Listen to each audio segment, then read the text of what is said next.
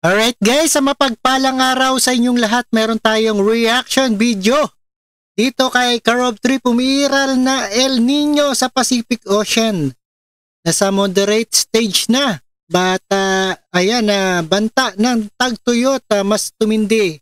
Sabi ng Pag-asa, umuulan, tagtuyot tayo na umuulan, naloko na. At panoorin po natin ito sa UNTV. At panoorin po natin ang buong detalye. At intro muna tayo, intro. Let's go. At let's go tayo guys. Panoorin natin. Nandito na tayo sa tinatawag na moderate na El Nino event. Mataas po yung probability na posibleng maging moderate to strong ito in the coming months. Patuloy ang pag-init ng silangan at gitnang bahagi ng dagat Pasipiko.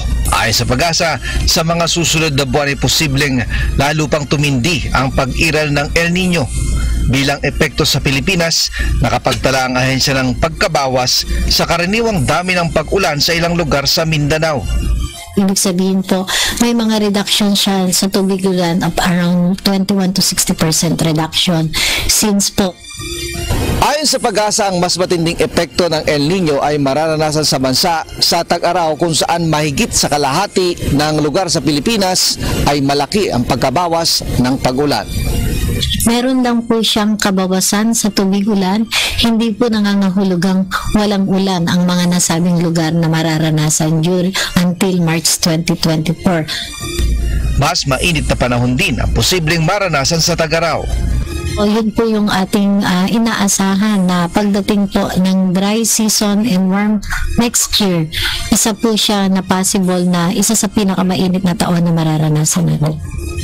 Pinaghahandaan na ngayon ng pamahalaan ang mga sektor na pangunahing maapektuhan. Kasama na dito ang supply ng pagkain, tubig at kuryente, maging ang kalusugan at kaligtasan ng publiko. Pero bago matapos ang 2023 ay may mga bagyo pang posibleng pumasok o mabuo sa Philippine Area of Responsibility. Ray Pilayo. Alright, napakinggan natin pag-iiral ng El Nino phenomenon umangat sa moderator stage ay Pag-asa. At maraming salamat sa inyong lahat at ingat po tayo palagi at uminom ng maraming tubig para malamanan ang ating init ng panahon. Pero may bagyo pa rin na parating daw ay maraming salamat and peace out.